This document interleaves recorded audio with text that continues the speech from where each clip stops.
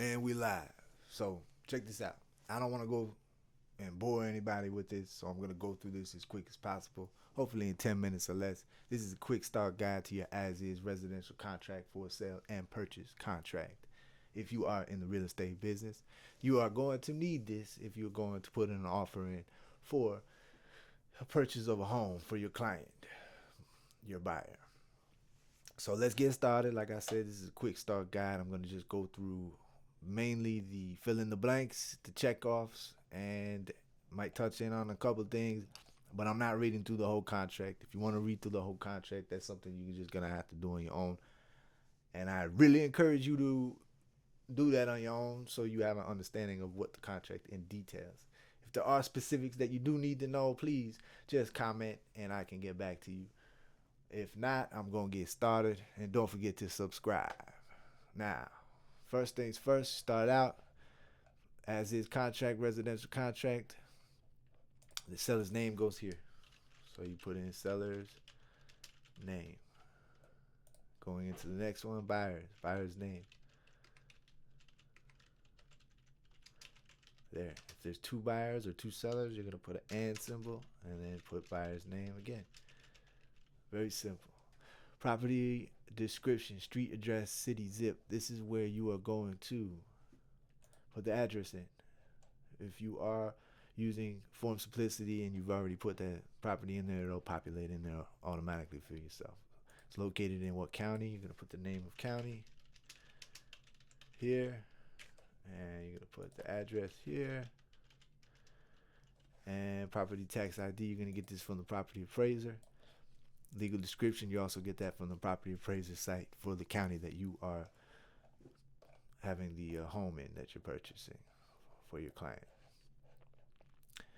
Going into personal items included in the purchase are, this is if you want to clarify anything that's not in this section here, and if there's anything excluded, it's going to go here.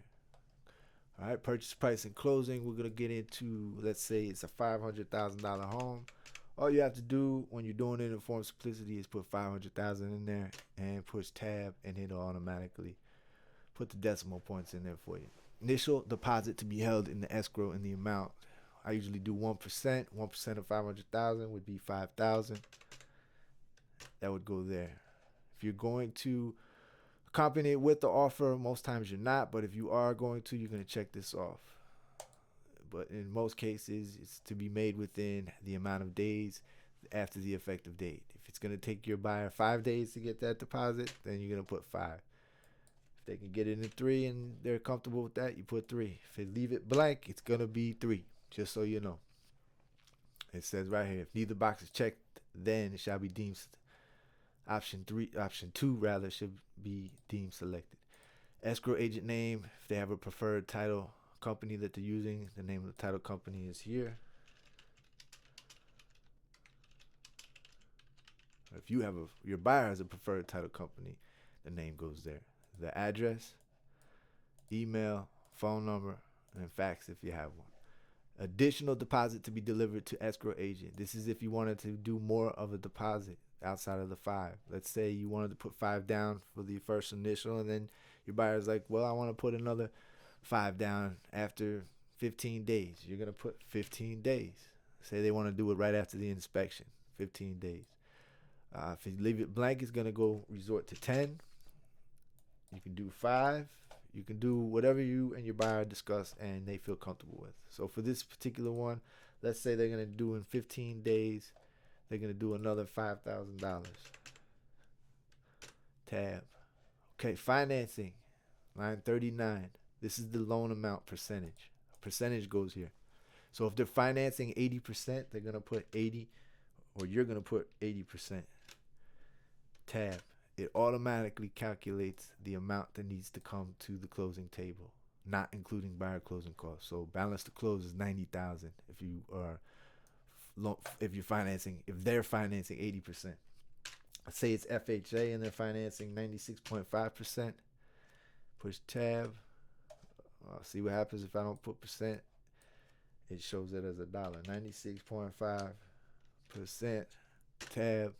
Now they got to bring $7,500 to the closing table. not including buyer closing costs, prepays, or prorations. So for this particular scenario, we're going to leave it at let's say it's an FHA loan and they're doing 96.5% down.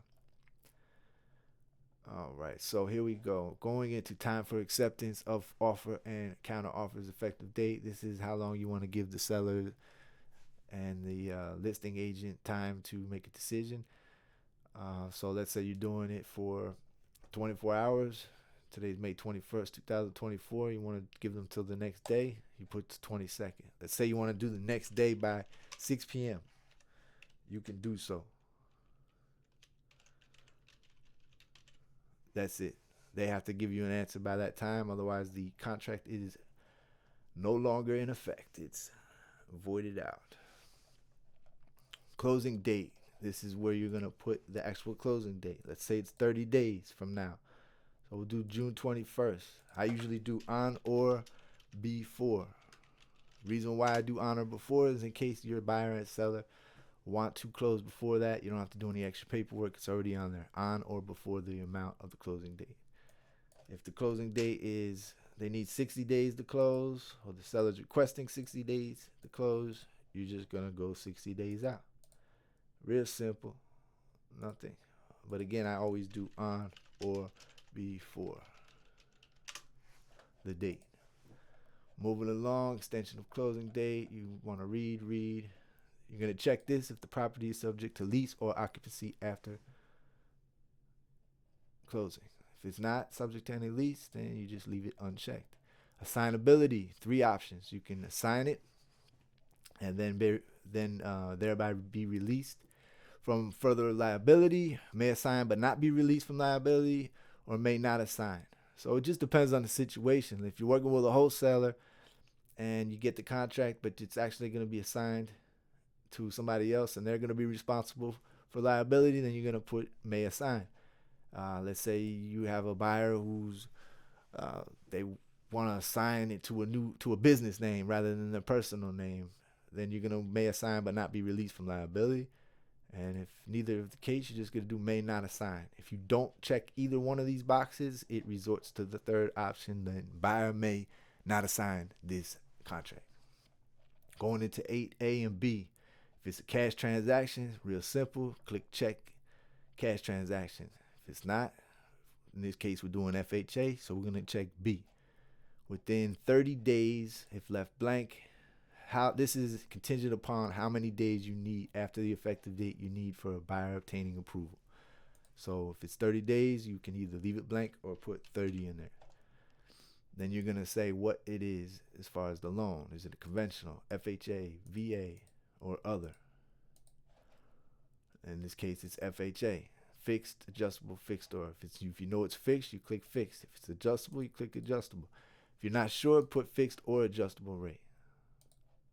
This case is fixed at an initial rate not to exceed the percentage.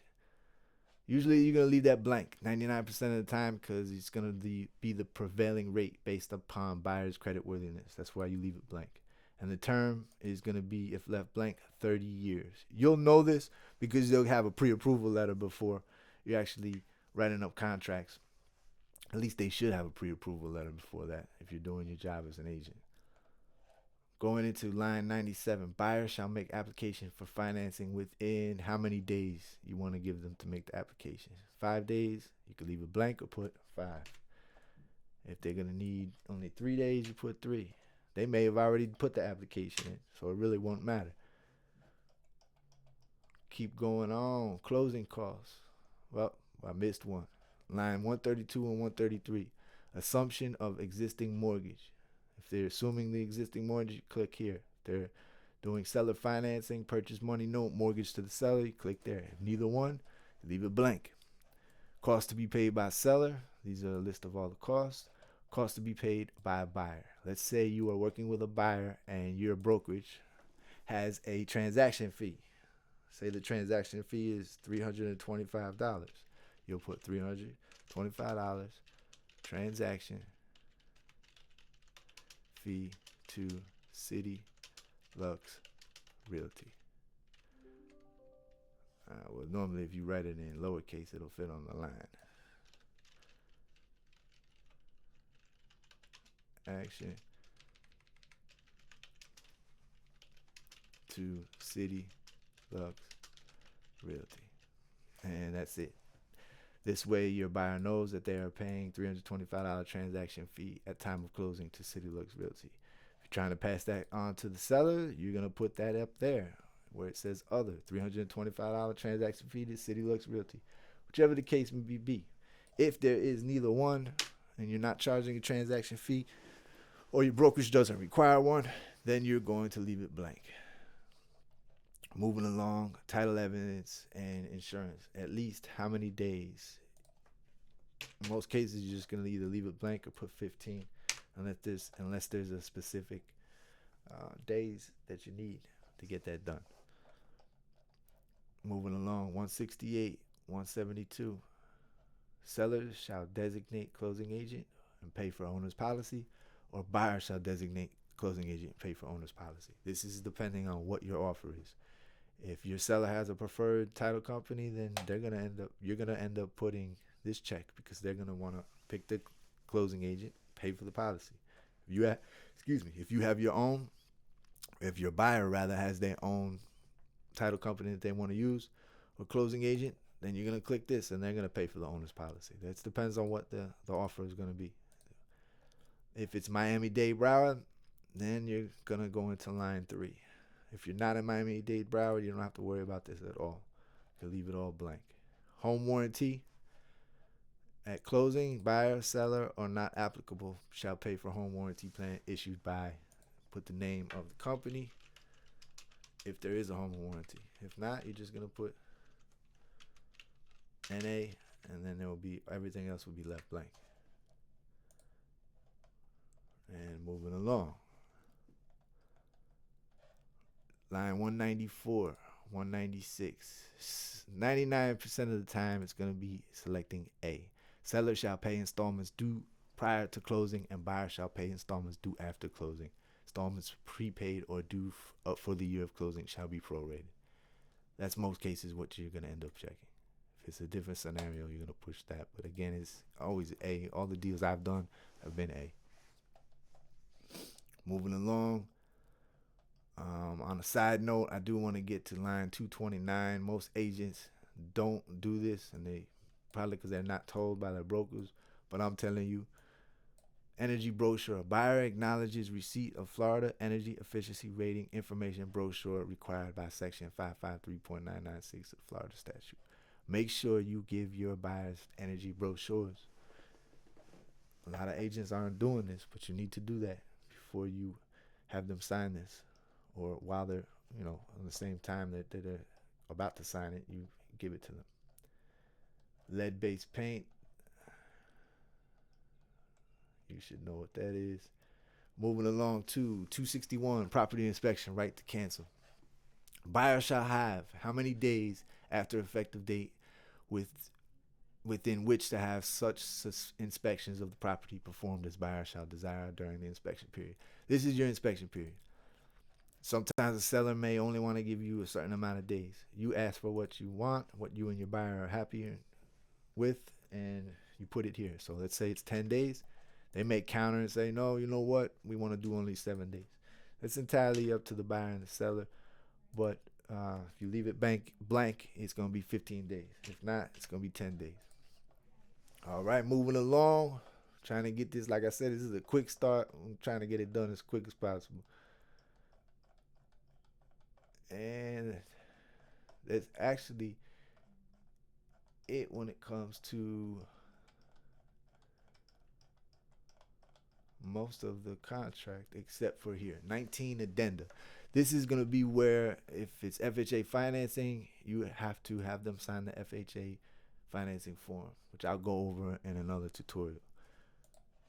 Lead paint disclosure, if it's attached, it just depends. Let's say it's a house is from 1975, so you're going to need the lead paint disclosure.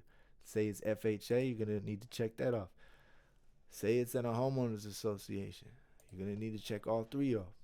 Let's say your buyer wants attorney approval before this actually goes into effect. You're going to check this off and have them sign the other buyer's attorney approval form, which I can go over in another tutorial. But again, depending on the situation, will determine how many of these you check off. If it's a brand new home or a newer home, it's not lead paint based and there's no homeowners association, your buyer's okay with this contract, and it's not FHA, then you leave everything blank. This case, it is FHA. Additional terms. This is where you're going to put concessions, certain extra terms that you want to add to the contract. Let's say you want seller to pay buyer's closing costs in the amount of $10,000. So you want them to do $10,000 towards closing costs. You're gonna put it here. And there's been cases if they want to do like a buy down rate, and you're asking the seller to pay towards buy down rate for your buyer.